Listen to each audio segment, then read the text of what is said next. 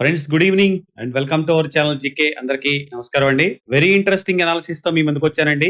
వీడియోను చివరి వరకు చూసి మీ ఒపీనియన్ ని కామెంట్ లో చెప్పండి. దలాల్ స్ట్రీట్ లో ఎప్పుడు కొంచెం స్టేబుల్ గా ఉండే రంగం ఏదైనా ఉంది అంటే అది కెమికల్ సెక్టర్ అండి. ఫార్మా, అగ్రికల్చరల్, ఆటోమొబైల్స్, కన్స్ట్రక్షన్ నుండి మన రోజు వాడే ఎఫ్ఎంసీజీ ఉత్పత్తుల వరకు ఈ ప్రతి చోట ఈ కెమికల్స్ అవసరం ఉంటుంది. అందుకే వీటిని మనం ఆర్థిక వ్యవస్థకు కనిపించని వెన్నుముక అని పిలుస్తుంటాం. అయితే ముఖ్యంగా ఇక్కడ ఒక విషయం మాట్లాడుకోవాలి. గత 2 దశాబ్దాలుగా అద్భుతమైన లాభాలను అందించిన ఈ రంగం ప్రస్తుతం కొన్ని అంతర్జాతీయ సవాళ్లు ఎదుర్కొంటుంది. ఇందులో ముఖ్యమైనవి 3 అండి. 1, ఇన్వెంటరీ డీస్టాకింగ్. 2022 చివరి నుండి గ్లోబల్ మార్కెట్ లో నిల్వలు పెరిగిపోవడం వల్ల ధరలపై ఒత్తిడి పెరిగింది. 2, చైనా ఓవర్ కెపాసిటీ. చైనాలో విపరీతంగా పెరిగిన ఉత్పత్తి సామర్థ్యం అంతర్జాతీయ కెమికల్ ధరలను తగ్గించేలా ఉంది. ముఖ్యమైనది పెట్రో కెమికల్ రేట్లండి.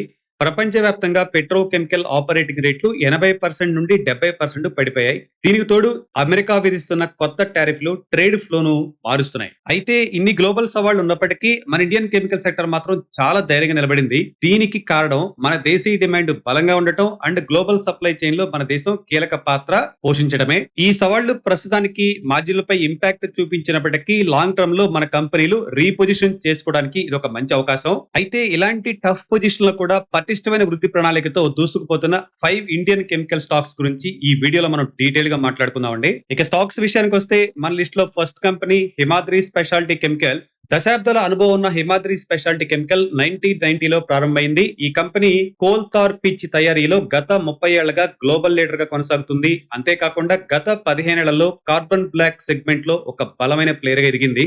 అయితే ఇప్పుడు ఈ కంపెనీలో జరుగుతున్న అసలైన మార్పు ఏంటో తెలుసా అండి? ఇటీవల జరిగిన FY26 ఎర్నింగ్స్ కాల్స్ ప్రకారం హిమాద్రి చాలా వేగంగా లిథియం అయాన్ బ్యాటరీ మెటీరియల్స్ రంగంలోకి దూసుకుపోతుంది.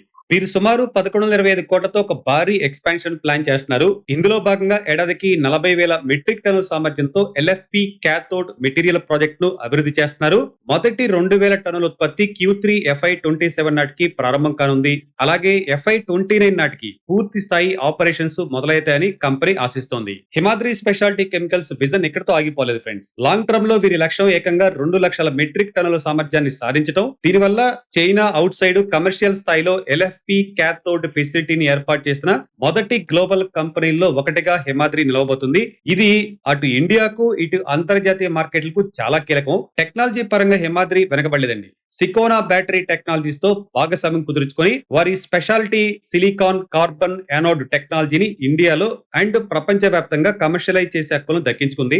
ప్రస్తుతం కరెంట్ మార్కెట్ లో స్టాక్ ₹636 అరౌండ్ ట్రేడ్ అవుతుంది. 52 వీక్స్ స్టాక్ 2.85% మాత్రమే పడిపోయింది. మొత్తానికి electrical vehicles and clean energy demand పెరుగుతున్న ఈ తరుణంలో హిమాద్రి తీసుకుంటున్న ఈ స్టెప్స్ ఆ కంపెనీ యొక్క భవిష్యత్తును మార్చబోతున్నాయి. సో ఈ స్టాక్ పై మీరు కన్నేసి ఉంచండి. మన లిస్ట్ లో రెండో కంపెనీ గుజరాత్ ఫ్లోరో కెమికల్స్. ఫ్లోరిన్ కెమిస్ట్రీలో 30 ఏళ్లకు పైగా అనుభవం ఉన్న ఈ కంపెనీ ఇండియాలోను అగ్రగామిగా ఉందండి. వీరు తయారు చేసే ఫ్లోరో పాలిమర్స్ అండ్ రిఫ్రిజరెంట్లకు అమెరికా, యూరోప్ మార్కెట్ లో భారీ డిమాండ్ ఉంది. ప్రస్తుతం ఈ కంపెనీ తన వ్యాపారాన్ని కేవలం పాత ఉత్పత్తులకే పరిమితం కాకుండా ఫ్యూచర్ టెక్నాలజీ అయిన బ్యాటరీ కెమికల్స్ వైపు అగ్రెసివ్ గా వెళ్తుంది. ఫిబ్రవరి 2026 ఎర్నింగ్స్ కాల్స్ ప్రకారం FY27 అండ్ FY28 సంవత్సరాలు ఈ కంపెనీకి చాలా కీలకం కాకపోతున్నాయి. ముఖ్యంగా బ్యాటరీ కెమికల్ సెగ్మెంట్ లో భారీ వృద్ధిని ఆశిస్తున్నారు. లిథియం అయాన్ బ్యాటరీల్లో వాడే ఈ కీలకమైన కెమికల్ కోసం ఇప్పటికే పలువురు ఎలక్ట్రోలైట్ తయారీదారులు మరియు OEMల నుండి అప్రూవల్స్ లభించాయి. ఆర్డర్స్ రావడం కూడా మొదలైంది. మరిన్ని ఆసక్తికరమైన విషయాలు ఏంటంటే ఫ్రెండ్స్, మొదటిగా మాట్లాడుకోవాల్సింది LFP క్యాథోడ్. కంపెనీ తన LFP క్యాథోడ్ మెటీరియల్ ప్లాంట్ ని ఇప్పటికే ప్రారంభించింది. ప్రస్తుతం శాంపిల్స్ టెస్టింగ్ దశలో ఉంది. 2, PVDF బైండర్. బ్యాటరీలో వాడే PVDF బైండర్ల ఎగుమతులకు FY27 సెకండ్ పార్ట్ నుండి ప్రారంభం కానున్నాయి. ఇప్పటికే కమర్షియల్ వెహికల్స్ లో వీటి ట్రయల్స్ కూడా జరుగుతున్నాయి. 3, పెట్టుబడి అండి. బ్యాటరీ కెమికల్స్ కోసం కంపెనీ దాదాపు 1,700 కోట్ల విలువైన అసెట్స్ ని ఇప్పటికే సిద్ధం చేసుకుంది. 2028 నాటికి ఇవి పూర్తి స్థాయి ఉత్పత్తి సామర్థ్యాన్ని చేరుకుంటాయని మేనేజ్మెంట్ భావిస్తుంది. బ్యాటరీ కెమికల్స్ తో పాటు తన పాత వ్యాపారమైన రిఫ్రిజరెంట్ గ్యాస్ సెగ్మెంట్ కూడా GFL విస్తరిస్తుంది. డిసెంబర్ 2027 నాటికి R32 గ్యాస్ సామర్థ్యాన్ని పెంచి దేశీయ అండ్ ఇంటర్నేషనల్ మార్కెట్ ను లక్ష్యంగా చేసుకుంది. కరెంట్ మార్కెట్ లో ఇప్పుడు స్టాక్ 3,758 అరౌండ్ ట్రేడ్ అవుతుంది. 52 వీక్స్ స్టాక్ జస్ట్ 7.28% మాత్రమే పడిపోయింది. సింపుల్ గా చెప్పాలంటే రాబోయే 2-3 ఏళ్లలో బ్యాటరీ కెమికల్స్ రంగంలో వస్తున్న మార్పులు గుజరాత్ ఫ్లోరో కెమికల్స్ కు ఒక పెద్ద టర్నింగ్ పాయింట్ కాబోతున్నాయి. గ్లోబల్ EV డిమాండ్ పెరిగితే ఈ కంపెనీకి అది భారీ ప్లస్ పాయింట్ అవుతుంది. ఖచ్చితంగా ఈ కంపెనీని మీరు ఆర్డర్ లో పెట్టుకుని వాచ్ చేస్తా ఉండండి. మన లిస్ట్ లో మూడో కంపెనీ దీపక్ నైట్రేట్. ఇండియాలో advanced intermediates fine chemicals and phenolics తయారీలో ఇదొక అగ్రగామి సంస్థ అని చెప్పుకోవచ్చు. ఫార్మా, అగ్రోకెమికల్ అండ్ ఆటోమొబైల్ వంటి కీలక రంగాలకు వీరి ఉత్పత్తులను సరఫరా చేస్తూ గ్లోబల్ మార్కెట్ లో మంచి పేరు సంపాదించారు. కంపెనీ ఫ్యూచర్ ప్రణాళికలు మాత్రం చాలా ఆసక్తికరంగా ఉన్నాయండి. ఫిబ్రవరి 2026 ఎర్నింగ్స్ కాల్స్ ప్రకారం కంపెనీ వద్ద ప్రస్తుతం 15 రకాల కొత్త ఉత్పత్తులు తయారీలో ఉన్నాయి. ఇవి mining chemicals, flame retardants, personal care and flavours and fragrances వంటి హై గ్రోత్ సెక్టార్స్ కు సంబంధించినవి. వీటిలో చాలా వరకు ఇప్పటికే పైలట్ స్టేజ్ లో ఉన్నాయి. కస్టమర్ అప్రూవల్స్ వచ్చిన వెంటనే రాబోయే కొన్నేళ్లలో ఇవి మార్కెట్ లోకి వచ్చే అవకాశం ఉంది. మరో విశేషం ఏంటంటే ఈ కంపెనీ ప్లాంట్ చాలా సమర్థవంతంగా నడుస్తుందండి. నైట్రిక్ యాసిడ్, హైడ్రోజన్ వంటి ప్రధాన ప్లాంట్లు Q1 FY27 నుండి దాదాపు పూర్తి స్థాయి ఉత్పత్తి సామర్థ్యంతో పనిచేస్తాయని చెప్పేసి కంపెనీ చెప్తుంది.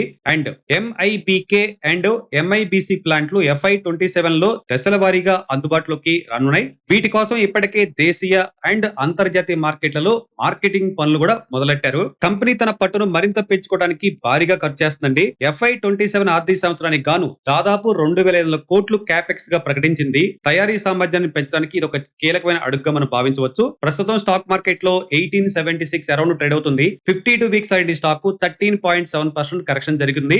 సింపుల్ గా చెప్పాలంటే దీపక్ నైట్రేట్ కేవలం పాత ఉత్పత్తుల మీద ఆధారపడకుండా భవిష్యత్తులో డిమాండ్ ఉన్న కొత్త కేటగిరీలోకి భారీ పెట్టుబడులతో దూసుకుపోతుంది. కాబట్టి కెమికల్ సెక్టార్ లో ఇదొక ఇంట్రెస్టింగ్ స్టాక్ అని మనం చెప్పుకోవచ్చు. ఫ్రెండ్స్, మన లిస్ట్ లో last but not least Naveen fluorine. వీరి స్పెషాలిటీ ఫ్లోర్ కెమికల్స్ తయారు చేయడంలో దిట్ట.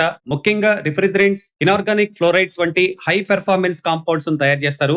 సూరత్, దహేజ్ మరియు దేవాస్లలో ఉన్న వీరి ప్లాంట్ల ద్వారా pharma, agro chemical and AC conditioning రంగాలకు ఉత్పత్తులు సరఫరా చేస్తారు. కంపెనీ తన గ్రోత్ ప్లాన్ ను చాలా పక్కాగా అమలు చేస్తుంది.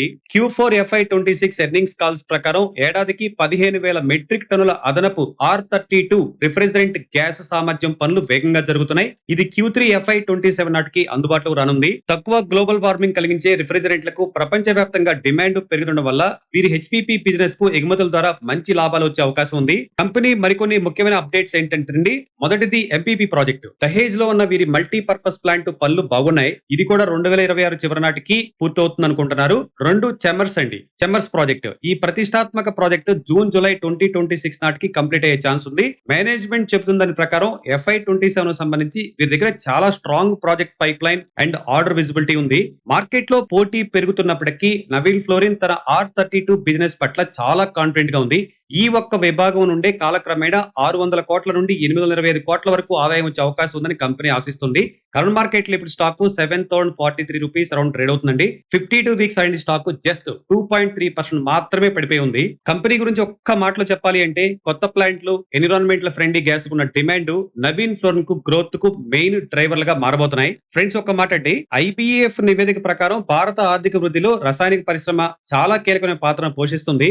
2024లో సుమారు $250 బిలియన్ గా ఉన్న ఈ సెక్టార్ విలువ ఇప్పుడు 2025 నాటికి $300 బిలియన్ చేరుకుంటుందని ఒక అంచనా ఉంది. ఇంకా ఆసక్తికరమైన విషయం ఏంటంటే 2040 నాటికి ఇది ఏకంగా $1 ట్రిలియన్ మార్కును తాకే అవకాశం ఉందండి.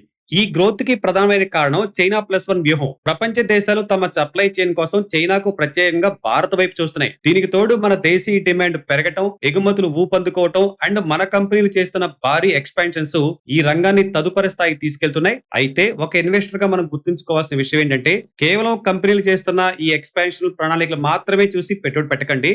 ముఖ్యంగా ఎగ్జిక్యూషన్, ఆ ప్లాన్ ను కంపెనీ ఎంత వేగంగా అమలు చేస్తుంది. రెండో డిమాండ్ అండి. తయారు చేసిన ఉత్పత్తులకు మార్కెట్ లో డిమాండ్ ఎలా ఉంది.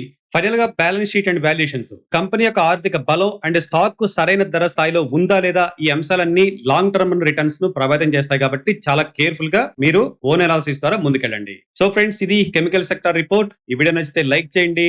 లైక్ తో పాటు హైప్ కూడా చేయండి. మన ఫ్రెండ్స్ కూడా షేర్ చేయండి. మరిన్ని ఇలాంటి మార్కెట్ ఇన్ఫర్మేటివ్ వీడియోల కోసం మన ఛానల్ ను సబ్స్క్రైబ్ చేసుకోవడం అస్సలు మర్చిపోకండి. Happy investing.